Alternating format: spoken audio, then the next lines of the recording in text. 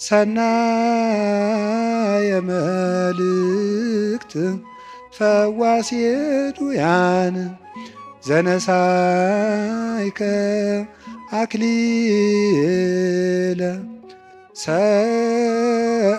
ምናልባት ድግምት የሚችል ሰው ካለ ጀግና እለዋለሁ ይድገምብኝ ብዬ አውቃለሁ። አሁንም ይቻላል። እንደ ወንድ የሆነ ጀግና በዓለም አለ የተባለ ጠንቋይ ይድገምብኝ። ይኸው አሁንም የምትሰሙ ካላችሁ ድገሙብኝ። እኔ በጌታችን በመድኃኒታችን በኢየሱስ ክርስቶስ ስም ፍጹም አምናለሁ። ምግባሬ ከሰው ድሃ ሊሆን ይችላል። በክርስቶስ ስም ግን ቀልድ የለም። ስሙን በስመ አብ ወወልድ ወመንፈስ ቅዱስ በጠራሁት ጊዜ ውዬ ባድር አንዳች እንደማይዞረኝ አምናለሁ። በእስራኤል ላይ ጥንቆላ፣ በያዕቆብ ላይ ሟርት አይሰራም። ሰው በጫማ ይደገምበታል፣ በምናምን ይችላል። እኔ ጫማዬን ትቼው ነው የምመጣ፣ ውጭ ትቼው ነው የምገባ። መድገም ይቻላል። 4 ምንም አልሆነም። እናቱ ድንግል ማርያም ለእኔ መጠጊያዬ ናት። በእናትነቱ ምንም ቢሆን ከእሷ አቅፍ እጠጋለሁ። ሰማይ መጅ ምድር ወፍጮ ሆነው አጣብቀው ቢፈጩኝ አንቺ ከኔ ጋር ከሆንሽ ምን ይሆናል? እመቤቴ ቅድስት ድንግል ማርያም ሆይ ልጅሽ ከወደደኝ ማን ይጠላኛል? ልጅሽ ከወደደኝ ፀሐይ ይዘምርልኛል፣ ጨረቃም ያመሰግነኛል፣ ከዋክብት ይዘምሩልኛል። በእኔ ላይ ማንም በጠላትነት መነሳት አይችልም። ፈሪ አትሁኑ። ጠንቋዩን ይሄ ምናምናም ውሸታውን አትስሙት። የእግዚአብሔር ስም የጸና ግንብ ነው። ሰው ስልክ ደውሎ ቢያስፈራራችሁ፣ ሰው በስልክ ቢሰድባችሁ፣ ያመናችሁት ቢከዳችሁ፣ አደጋ ወደ እናንተ እየመጣ እንደሆነ ብትሰሙ ከዳዊት መዝሙር 1 አውጥታችሁ አንብቡ። በጨነቃችሁ ጊዜ መዝሙረ ዳዊትን በጣም ውደዱት። እኔ ማስተማር ከጀመርኩ ጀምሮ ስለ መዝሙረ ዳዊት ነው የምናገረው። አንዳንድ ጊዜ ሰይጣን ምን ሊለን ይችላል? እንዲሆኜ ረክሼ ቤተክርስቲያን አልሄድም፣ እንዲሆኜ ረክሼ የጸሎት መጽሐፌን አልነካውም፣ እንዲህ ባረኩበት እጄ እንዲህ በልቆ። የእግዚአብሔር ቤተሰቦች ያለ እግዚአብሔር ጉልበት ካለንበት ኃጢአትን መውጣት አንችልም። እንዲያውም ካደፍን ነው ቤተክርስቲያን መምጣት ያለብን። ልንነጻ ነው የምንመጣው። አሳዳጁን ጳውሎስ አይደለም እንዴ ተነስተን ቅዳሴ ላይ ቅዱስ ሐዋርያ ጳውሎስ ሰናየ መልእክት ፈዋሴ ዱያን ዘነሳይከ አክሊለ ሰአል ወጸሊ በእንቲአነ ያድኅን ነፍሳተነ በብዛ ሳህሉ ወምሕረቱ በእንተ ስሙ ቅዱስ።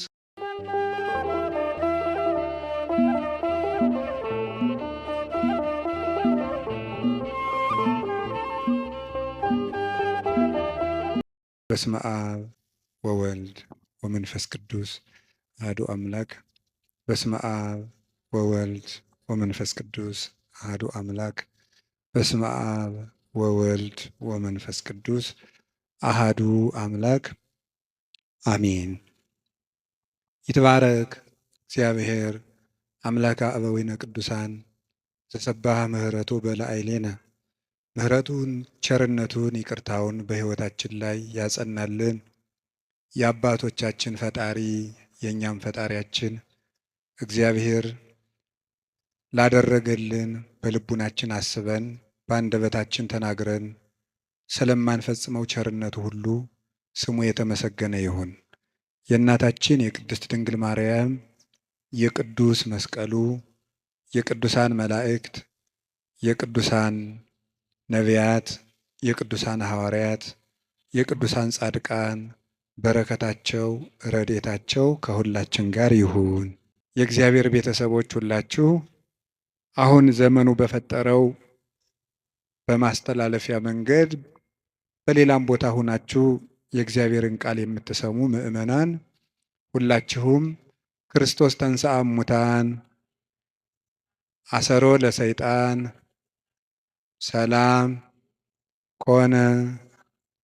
ሰላምን የሰጠን አምላክ ክብር ምስጋና ይግባው።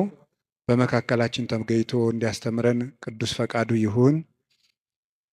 አፈቅረከ እግዚኦ በኃይሌ፣ ጉልበቴ ሆይ እወድሃለሁ በሚል ርዕስ ነው የምንማማረው።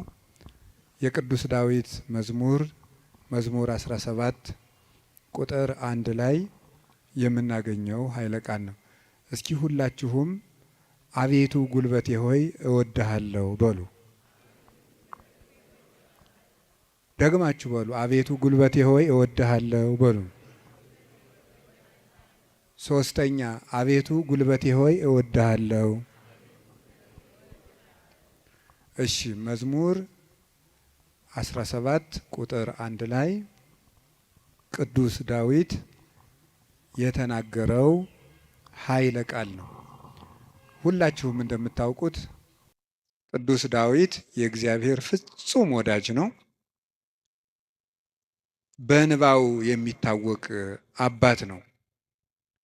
ይገርማችኋል፣ በቅድስና ሰው በሚያየው የቅድስና ውበት ዳዊትን የሚበልጡ ብዙ ሰዎች አሉ።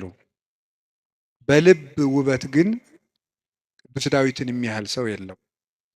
ልቡ ውብ ነበረ። ብዙ ኃጢአቶችን ውጣ ውረዶችን አሳልፏል። ነፍስም ገሏል። የሰው ሚስትም ቀምተዋል። ብዙ ኃጢአቶችን ሰርቷል። ልቡ ግን እግዚአብሔርን የሚፈልግ በእግዚአብሔር ፍቅር የተነደፈ እግዚአብሔር የሚጠማውና የሚርበው ሰው ነበር። ጌታችን ኢየሱስ ክርስቶስ በማቴዎስ ወንጌል ምዕራፍ 5 ላይ ሲናገር ብፁዓን እለ ይርህቡ በእንተ ጽድቅ፣ ስለ ጽድቅ የሚራቡና የሚጠሙ ሰዎች ንዑዳን ክቡራን ናቸው ብሎ ተናግሯል። ስለ ጽድቅ የሚራቡ ንዑዳን ክቡራን ናቸው። ይህንን ብዙ ትርጉም ያለው ሲሆን ጽድቅ የሚርባቸው ሰዎች ንዑዳን ክቡራን ናቸው ብለው ይተረጉሙታል አባቶቻችን። ብዙ ትርጉም አለው ስለ ጽድቅ የሚራቡ የሚለው። ካለ እንጀራቸው ቆርሰው አጉርሰው፣ ካለ ልብሳቸው ቀደው አልብሰው መንግሥተ ሰማያትን ለመዋጀት እነሱ ጦም እያደሩ ለወንድማቸው ለእህታቸው ረሃብ ቤዛ የሚሆኑ እነዚህ ንዑዳን ክቡራን ናቸው፣ ብፁዓን ናቸው። ሰውነታቸውን ለመግታት ቀንሰው ከፍለው በመመገብ እየጾሙ የሚራቡ ንዑዳን ክቡራን ናቸው። የእግዚአብሔርን ቃል እማር አስተምር ብለው የሚራቡ የሚጠሙ ንዑዳን ክቡራን ናቸው። ስለ መንግሥተ ሰማያት ብለው የሚራቡ የሚጠሙ ብፁዓን ናቸው። ከኃጢአት ውሃ የሚጠሙም ንዑዳን ክቡራን ናቸው። ከኃጢአት እንጀራ የተራቡም ከዚያ ነፃ የሆነ ሰውነት ያላቸው ንዑዳን ክቡራን ናቸው። የመጨረሻው ግን ጽድቅ ራሱ የሚርባቸው ሰዎች ንዑዳን ክቡራን ናቸው። ጽድቅ የሚርባቸው ሰዎች ንዑዳን ክቡራን ናቸው። አንድ ሰው በደህና ሰንብቶ ምግብ አልበላም የሚል ከሆነ በእርግጥ ሰውየው እንደታመመ በዚያ እንጠረጥራለን። አሞት የሰነበተ ሰው ደግሞ ምግብ አቅምሱኝ ማለት ሲጀምር እየዳነ እንደሆነ በዚህ እንረዳለን። ጽድቅ የሚርበው ሰው ነፍሱ ጤነኛ ናት። እግዚአብሔር የሚርበው፣ ቃለ እግዚአብሔር የሚርበው፣ ማስቀደስ የሚርበው፣ ኪዳን ማድረስ የሚርበው፣ መጸለይ ግዴታ ሆኖበት ሳይሆን ርቦት የሚጸልይ፣ ጠምቶት የሚጸልይ፣ እግዚአብሔርን ፊቱን የማየት ረሃብ ያለበት፣ የእግዚአብሔርን ፊት የማየት ጥማት ያለበት እሱ ብፁዕ ነው ማለቱ ነበር ጌታ። እንዲህ ያለች ነፍስ ካላቸው ቅዱሳን ውስጥ የመጀመሪያውን ቦታ የሚወስደው ቅዱስ ዳዊት ነው። እግዚአብሔር የሚርበው ሰው ነበር። እንዲህ ብሎ እንደተናገረ ሐሰስኩ ገጸከ ገጸ ዚአከ አሐሰስ እግዚኦ ኢትሚት ገጸከ ምኔ። አቤቱ ፊትህን እሻለሁ፣ አቤቱ ፊትህን ከኔ አትመልስ። አቤቱ ፊትህን እፈልጋለሁ፣ ከባሪያህም ተቆጥተህ አትራቅ። ኃጢአቴ ክፉ ቢሆንም እንኳን በኃጢአቴ ተቆጥተህ አትራቀኝ፣ ፈጣሪ ቸል አትበለኝ እያለ የእግዚአብሔር ፊት ይርበው ነበር። ወከመ ያፈቅር ኃየል ሀበ አንቅዕተ ማያት ከማሁ ታፈቅር ነፍሴ ሀበ እግዚአብሔር አምላኬ። ዋልያ ወደ ውሃ እንደሚናፍቅ ሰውነቴ እግዚአብሔርን ተጠማች። ሲሳዬ ኮነኒ አንብዕየ የፈጣሪን ፊት ያለው ብዬ የማለቅሰው እንባዬም ምግብ ሆነኝ። ወተሐውከት እማት ዓይኔ ይላል በሌላው ዓይኖች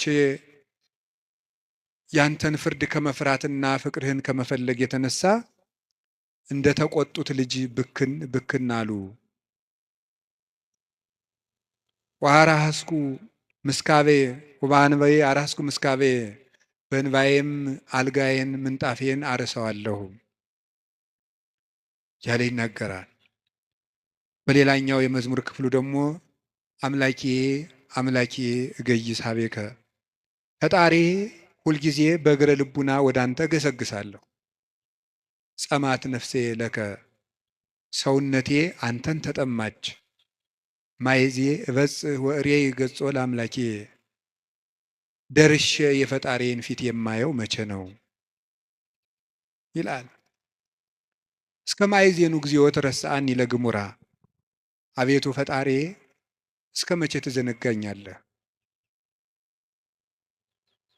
ደክማ አይንቴ እንዘይብላ ማይዜ ትመጽእ ሀቤ ዓይኖቼ መቼ ወደ እኔ ትመጣለህ እያሉ አንተን በመጠባበቅ ፈዘዙ፣ ደከሙ። ማይዜ ትመጽእ ሀቤ ወደ እኔ የምትመጣ መቼ ነው?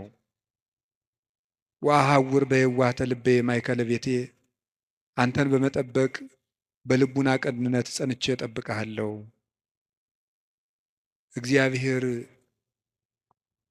እድል ፈንታዬ ጽዋ ተርታዬ ነው።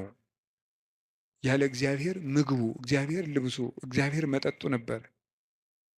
ፈጣሪ ወበምስካቤኒ እዜከረከ ሳንቀላፋም አንተን እያሰብኩ አንቀላፋለሁ፣ በመኝታዬም አስብሃለሁ። ፈጣሪ አንተ ብከ ተገደፍኩ እማሕፀን በእናቴ ማህፀን በአንተ አምኜ ተጣልኩኝ። አንተ አምላኬ እምከርሰ አምላኬ ፈጣሪ በእናቴ ማህፀን ሳለሁ አንተ አምላኬ ነህ። እናቴ የበላችው ተጭኖ የጠጣችው አንዝዞ እንዳይገለኝ የጠበቅከኝ ከእናቴ ማህፀን ጀምሮ አባቴና እናቴ የእውነተኛ ረዳቴ መጠጊያዬ አንተ እግዚአብሔር ነህ። እግዚአብሔር ብርሃኔና መድኃኒቴ ነው። እግዚአብሔር ያበርሊተ እግዚአብሔር ብርሃኔ መድኃኒቴ ነው። ምን ያስፈራኛል? እግዚአብሔር ምእመና ለሕይወቴ ወምንትኑ ያደነግጸኒ እግዚአብሔር የሕይወቴ መታመኛዋ ነው። ምን ያስደነግጠኛል?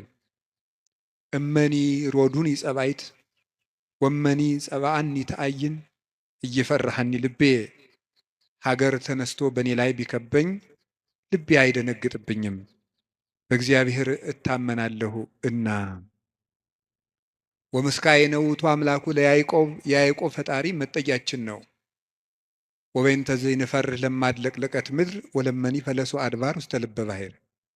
ስለዚህ ተራሮች እየተነሱ ወደ ባህር ልብ ቢወረወሩ እግዚአብሔር መጠጊያችን ነውና አንፈራም ያለ እግዚአብሔርን የቀመሰ ሰው ነበር ቅዱስ ዳዊት። ጣዕሙን ቅረቡ ሀቤሁ ያበርለክሙ፣ ወደ እሱ ቅረቡ ብርሃነ ረድኤቱን ያበራላችኋል። ጣዕሙ ታይምሩ ከመሄር እግዚአብሔር እግዚአብሔር ፍጹም ቸር እንደሆነ ቅመሱ።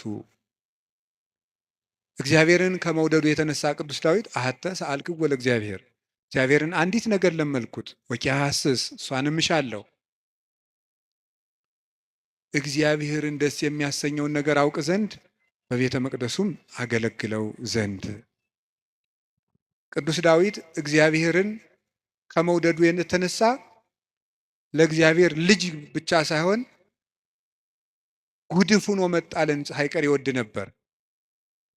ጥቀ ፍቁር አብያቲከ እግዚኦ እግዚእ ኃያላን ተፈሳሐት ነፍሴ በአፍቅሮ አይጻዳቲከ።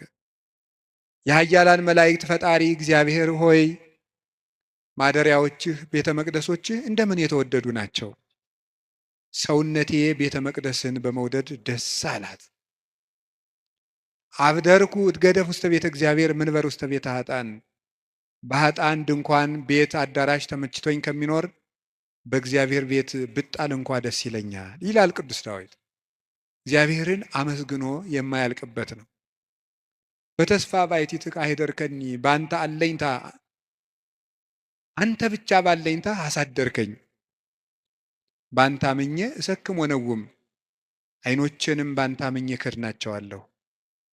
ስነሳም አንተን አምኜ እነሳለሁ እያለ ልቡን በእግዚአብሔር የጣለ እግዚአብሔርን የሚወድ ሰው፣ የእግዚአብሔር ልብ የፈሰሰለት ሰው ነበረ።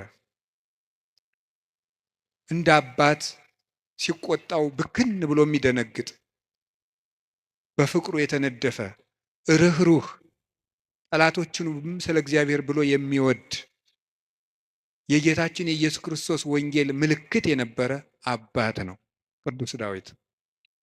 ለዚህ ነው የዳዊት መዝሙር በተዘመረበት አጋንንት የሚደነግጡት፣ ልብ ሰላም የሚያገኘው። ስለዚህ የተወደዳችሁ ምዕመናን በጨነቃችሁ ጊዜ መዝሙረ ዳዊትን በጣም ውደዱት። እኔ ማስተማር ከጀመርኩ ጀምሮ ስለ መዝሙረ ዳዊት ነው የምናገረው። ልክ እናንተ እንደምትጨነቁት እኛም እኮ ይጨንቀናል። እኛም የምንጨነቅበት ጊዜ አለ። እናንተ ኃጢአት እንደምትሰሩ እኛም እንሰራለን። በተጨነቅን ጊዜ ግን የምናርፈው ከዳዊት መዝሙር አንዱን በመዘመር ነው። እንዲያውም እናንተ ጥሩዎች ናችሁ፣ እድለኞች ናችሁ።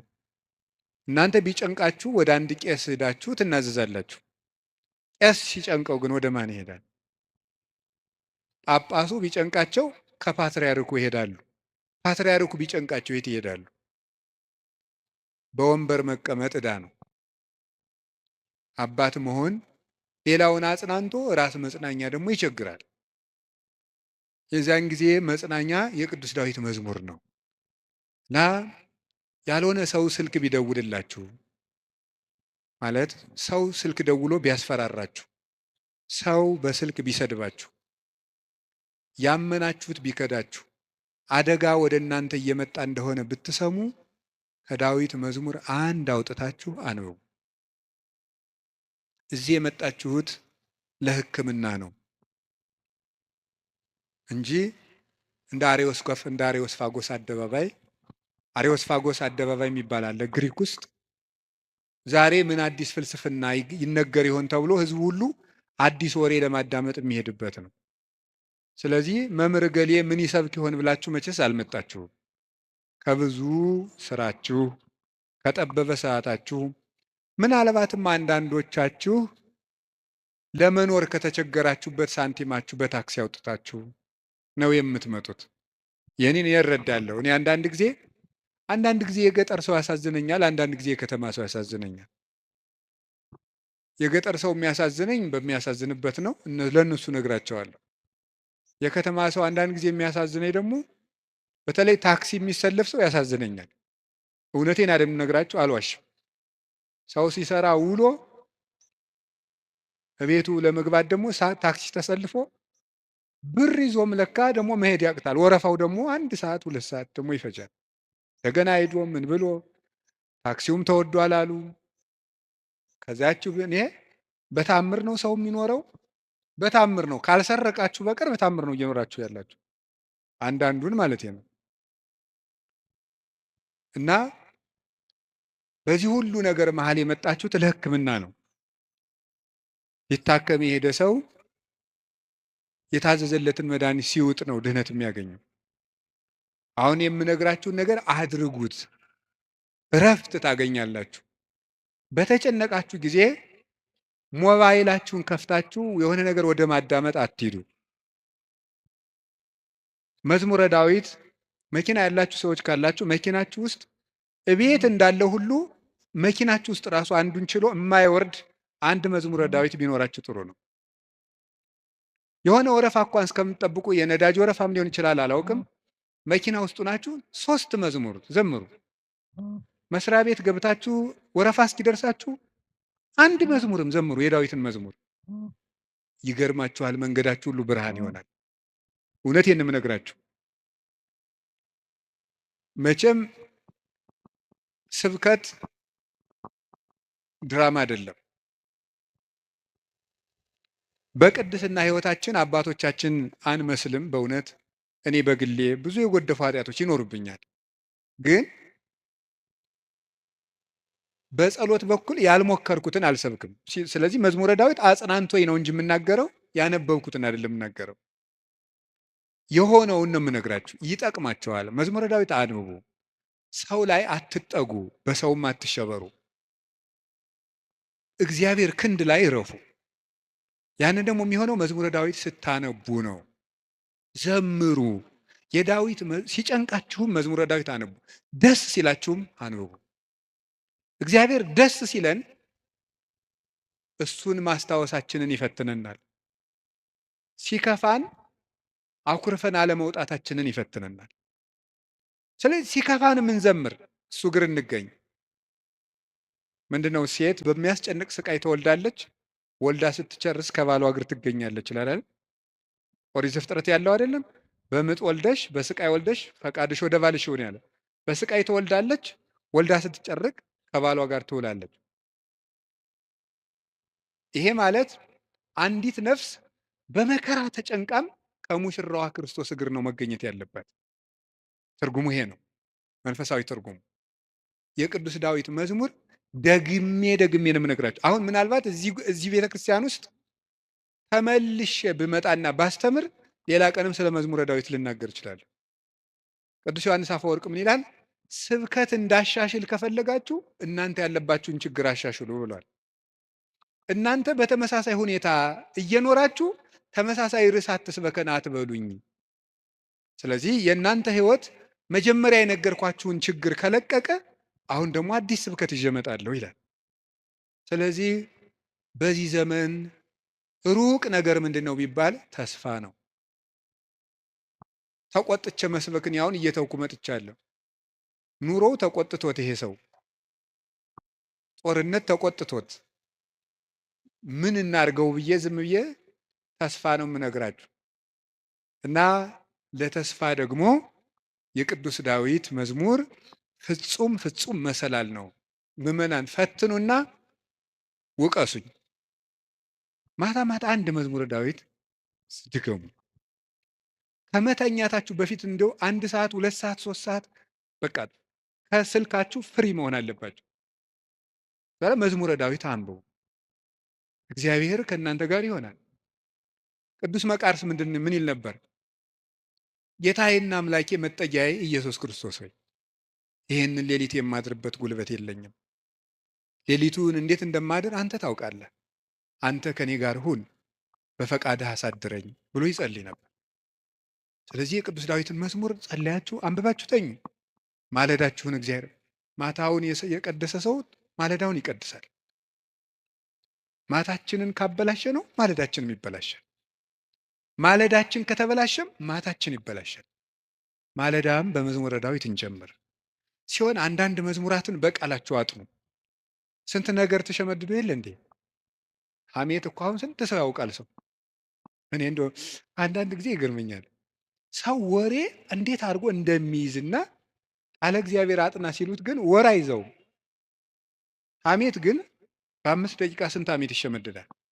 አጥኑ መዝሙረ ዳዊት፣ መጠጊያችሁን እግዚአብሔር አድርጉ እና ቅዱስ ዳዊት በረከተ እግዚአብሔር የሞላበት ፍጹም የፍቅር ሰው ነበረ። ሰውንና እግዚአብሔርን ይወድ ነበር እላችኋለሁ።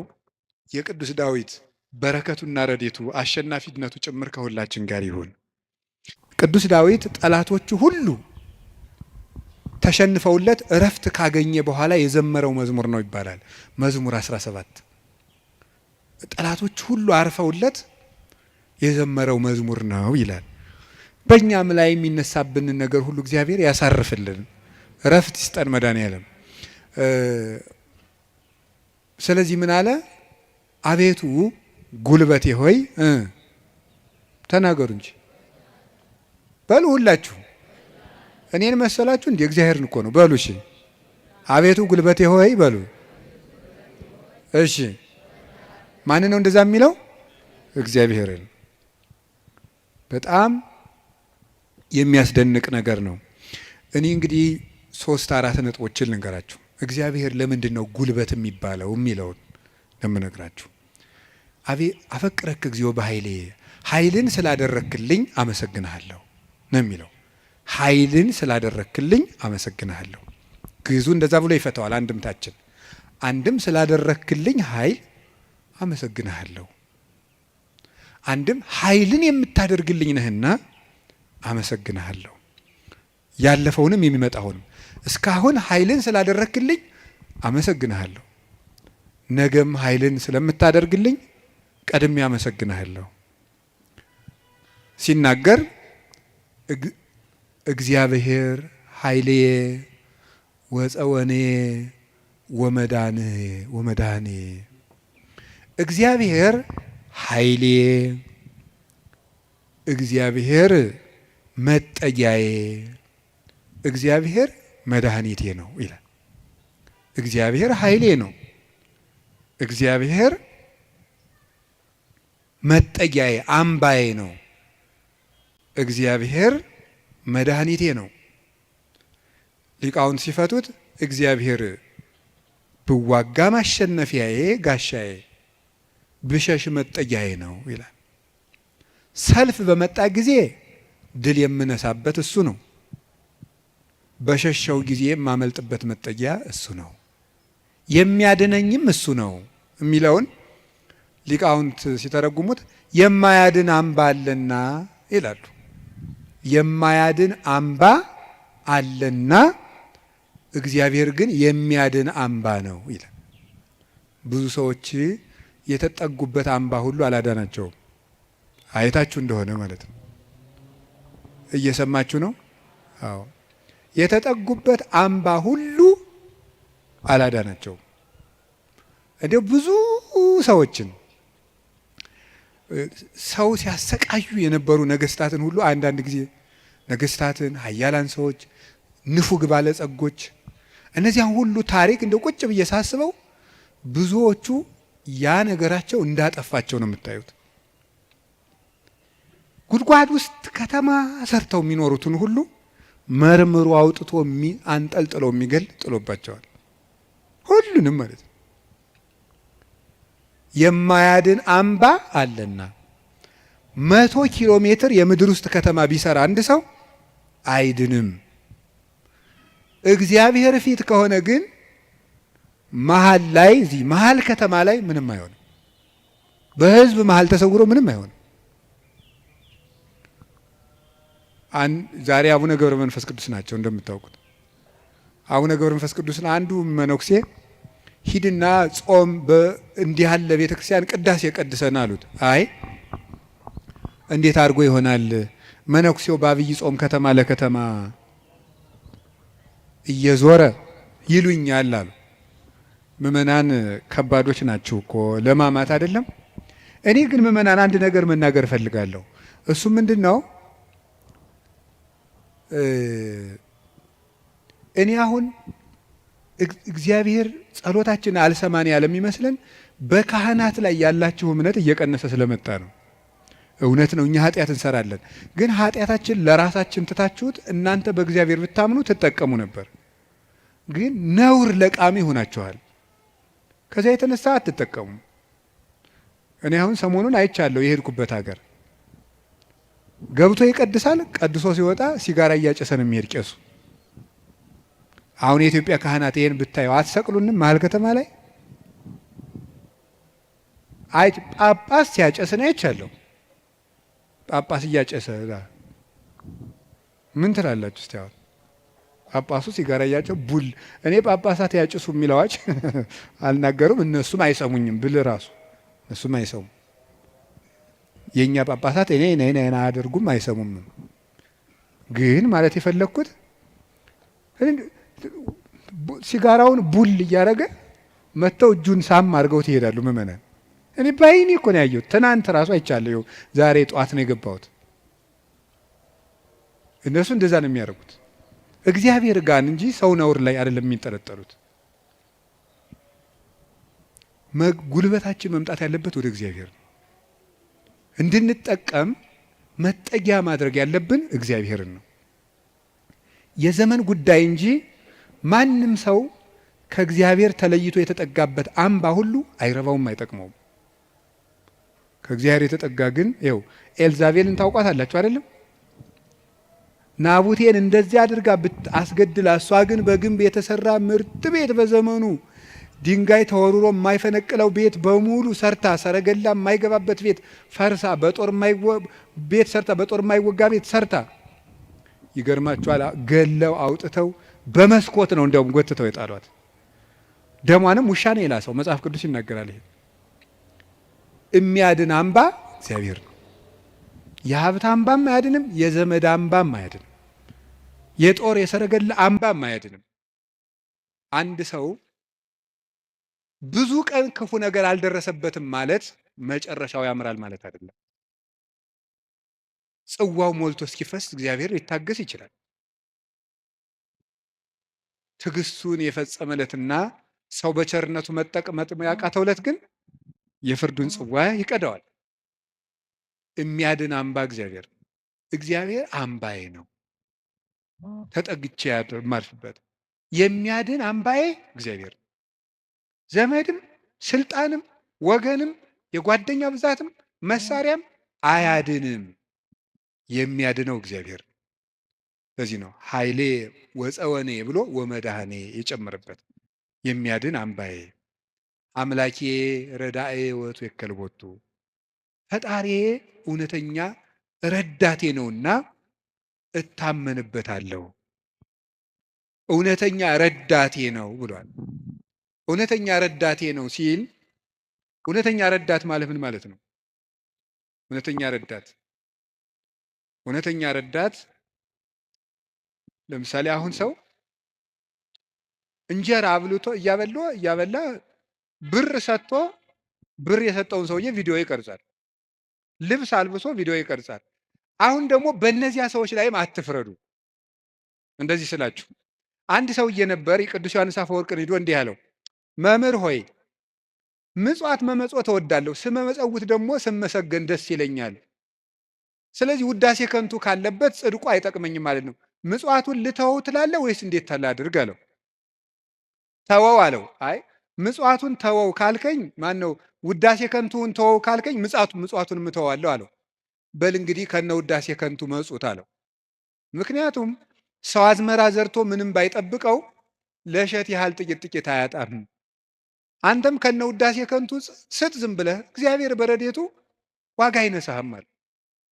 ስለዚህ እገሌ መመስገን ፈልጓል አትበሉ። ይፈልግ፣ እኛ ምን አገባን? ይፈልግ ማለት የፈለግኩት ግን እውነተኛ ረዳት የተባለው በመርዳቱ የማይመካ እግዚአብሔር ነው። በመርዳቱ አይመካም። ገብቷችኋል አይደል? አንዳንድ ሰው ሱሪ ገዝቶ አቀማመጣችሁን ሁሉ ኦዲት ማድረግ ይጀምራል። ሱሪ ከገዛላችሁ አንተ ጭቃ ላይ ለምን ትቀመጥ የሚል ሱሪቱን እያየ ነው እሱ ስለገዛ ሊል ይችላል ነው። እኔ ያላየው እንደዛ የሚያደርግ ሰው አይቼ አላውቅም። እንደሱ ነው የምታደርገው የሚል ማለት ነው። በይፋ መከራ የሚያያለ እውነት የሚመጻደቅ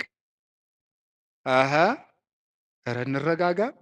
በማን ላይ ነው ለዚህ የበቃን? አናውቅህም፣ ውሃ ቀቅለህ የምታድር አልነበርክም የሚል ሰዋል። እንደዚህ ጠቅ የሚያደርግ በነገር መርሽ። እግዚአብሔር እንደዚያ ባሽሙር አይወጋም ሰጠው ብሎ እውነተኛ ረዳቴ ነው ያለው እሱ ነው። እግዚአብሔር ሳይሰለች ይረዳል። ሁልጊዜ ነው የሚረዳው። እግዚአብሔር ምንድን ነው የምትሉት? አንኮንዲሽናል ላቭ ነው የምትሉት መሰለኝ አሉ። የእግዚአብሔር ፍቅር ሁኔታ የለውም ማለት ምን ማለት ነው? ጥሩ ሰው በሆንኩ ቀን የረዳኝ እግዚአብሔር በረከስኩ ቀን አይተወኝም። ስለዚህ እግዚአብሔር እውነተኛ ረዳት ነው። ሰው ግን ቀን የጣለለታ ጥሎ ይሄዳል። እግዚአብሔር እውነተኛ ረዳት ነው። ሁሉ ነገር ሲያልቅ ብቻችን ስንቀር አብረውን የሚቆም እሱ ነው። የእግዚአብሔር ቤተሰቦች እግዚአብሔር እውነተኛ ረዳት ነው ማለት እሱ ነው። መርጦ አይረዳም እግዚአብሔር። አሽቃብጡልኝ አይልም። አሁን እኮ በጣም እኔ እንደው አንዳንድ ጊዜ ይገርማል። አሁን ለምሳሌ ለቤተ ክርስቲያን እንኳን ሰው ስራ ለመስራት ትሪትመንት ይፈልጋል። እንዲህ ይባላል እንል እኒህ አቶ ገሌ በእውነቱ ለዚህ ቤተክርስቲያን ዋና ቀኝ እጅ ናቸው ካልተባለ ደስ አይለውም ሰው። ይሁን እኔ እንግዲህ እዚህ የዚህን ደብር አላልኩም፣ ኦል ኦቨር ዘ ወርልድ ነው። ገብቷቸዋል አይደለም? የዚህን ደብር ማለት ሳይሆን በቃ በአጠቃላይ ሰው ነው። ሰው እኔንም ጨምሮ ማለት ትሪትመንት በቃ ኮሚኒኬሽኗ ካላማረች ወይ አለቃው ወይ ሰባኪው ወይ መምህሩ ገብረ ስላሴ ወለተ ስላሴ መጣችሁልን አልተባለ አይሆን። እግዚአብሔር እንደዚያ አይደለም። አሁን ዝም ብለህ መጥተህ እግዚአብሔር ሆይ ሳንል ዝም ብለን እንዲሁ ቆም ብንል ይሰማል፣ ልብን ያዳምጣል እግዚአብሔር። እለትሰምዑ ለሆሳሰ ልብ። ቆይ በኋላ የኔታ ይሉላቸዋል መላከ ገነት። እኔ በዚህ በጩኸቱ ዓለም ስለሌለውበት እሳቸው ይሉልናል። ይሄ መልካ ሕማማትና በጣም ደስ ይለኛል። ስለ ስላሴ የሚነገር ነውና እለትሰምዑ ለሆሳሰ ልብ። ደስ ሲል ስላሴ የልብን ሹክሹክታ የሚሰሙ የልብን አፍን አይተው ሳይሆን ነገር አሳምሮ ተናግሮ። እኛ እኮ ኮሚኒኬሽን ስኪል ተብሎ ኮርስ እየተሰጠን ነው። ሰው የሚወድልህ ወግ እንዴት አድርገህ ታዋጋለህ ነው ጨዋታው። መከራ አድርገህ ማዳመጥ አንዱ ስኪል ነው። ምናምን የሰዎችን ጥቅም አስቀድም፣ ምንትስ እንደዚህ እንደዚህ በል፣ የቃላት ምርጫ ይኑርህ። እግዚአብሔር እንደዚያ ሳይል ጥሩ አድርገው ተናገሩ። ፍልስፍና ተምረዋል፣ ዲግሪ ያላቸው አነጋገር ይችላሉ። መግቢያው እንዴት ነው? ሀተታውሳ ኮንክሉዥኑ ጥሩ ነው አይልም። እግዚአብሔር ልብን ይሰማል። ልብን የሚሰማ እግዚአብሔር ነው። ሐና የሳሙኤል እናት ሐና ምንም እኮ ነገር አላለችም። በልቧ ነበር የምታተኮትኩ። እግዚአብሔር የልቧን ይሰማል። እግዚአብሔር የልቧን ይሰማል። ሌሎችም እና እግዚአብሔር ልብን ያያል፣ ሰው ፊትን ያያል የተባለ ለዚህ ነው። አንዳንድ ጊዜ እውነቴን ነው የምነግራችሁ፣ መታችሁ የምትሉት ከጠፋችሁ ብትችሉ ዝም ብላችሁ የአባታችሁ ቤት አላለ ቁሙ፣ ዝም ብላችሁ እዚህ ገብታችሁ ራሱ አንዳንድ ጊዜ ጭንቀት ይበዛና ቃላት ያጥርና ኃጢአት ይደራረብና አፍን መክፈት ያቅታል። ገብቶ ዝም ብሎ ቢቻል ማልቀስ ጥሩ ነው። እግዚአብሔር ከሺህ ቃላት አንድ ዘላላ እንባን ይወዳል። እዚህ ገብቶ ማልቀስ እና እግዚአብሔር እውነተኛ ረዳቴ ነው። ወረት የሌለው ትናንት ረድቶ ዛሬ ችል የማይል አፍ ላይ የሌለው በሌላ ፍቅር የማይወሰድ ወዳጅ የማይለውጥ ስንለወጥ የማይለወጥ አባት እግዚአብሔር ነው። ደግሞ የማይደክመው የማይሰለች ለሁሉም የሚበቃ አባት እግዚአብሔር ነው። እኔ ለምሳሌ አሁን እንዳንድ የቤተ ክርስቲያን መነኩሴ አሁን ለምሳሌ 3 ሰዎች ሊያነጋግሩ ቢፈልጉ 3 ሰዎች እንዳነጋገርኩ መሽቷል ደህና ደሩ ቤት። እግዚአብሔር ይህን ሁሉ ሰው በአንድ ጊዜ ይሰማል። ታዲያ እውነተኛ ረዳት አይደለም ነው? አንድን የቤተ ክርስቲያን አባት በጣም ትልቅ ሰው ቢሆን ሁልጊዜ ከሌሊቱ 6 ሰዓት ብትደውሉበት አንተ ስራ የለህም ስራ አትይዝም በዚህ ሰዓት ይደወላል ሊሉ አይችሉም? ይላሉ። እግዚአብሔር መንፈቀ ሌሊት ብንጠራው አለ። እግዚአብሔር ሊነጋ ሲል ብንጠራው አለ። እግዚአብሔር የትም ሆነን ብንጠራው አለ። ገደል ውስጥ ብንጠራው አለ። የረከሰ ቤት ውስጥ ሆነን ብንሰራው ምንድነው ሌሊት በምንጣፌ ላይ ሳለው ነፍሴ የወደደችውን ፈለግኩት ይላል መኃልየ ሰሎሞን ላይ። እና ይሄን ምንጣፍ የሚለውን ሊቃውንት ሲተረጉሙ ይላሉ በኃጢአት አልጋ ውስጥ ተዘፍቄ ሳለው ፈጣሪዬን አሰብኩት። ውድቀት ውስጥ ሆነን ብንጠራው እግዚአብሔር ይሰማል። እግዚአብሔር እውነተኛ ረዳቴ ነው ያለው ለዚህ ነው። ምእመኔ ወቀርነ ሕይወቴ፣ የምታምንበት የሕይወቴ መመከቻ ቀንድ እግዚአብሔር ነው። ሰው በጽዋይ ክወል እግዚአብሔር እድህንም ጸሬ፣ ፈጣሪ እግዚአብሔርን በጠራሁት ጊዜ ከጠላቶች እድናለሁ። ይህንን ይዞ ሰሎሞን የእግዚአብሔር ስም የጸና ግንብ ነው ይላል። መጠጊያ የእግዚአብሔር ስም ነው። የእግዚአብሔር ስም ሲጠራ እግዚአብሔር የሚል ስም ሲጠራ ምድርና ሰማያት ይደነግጣሉ።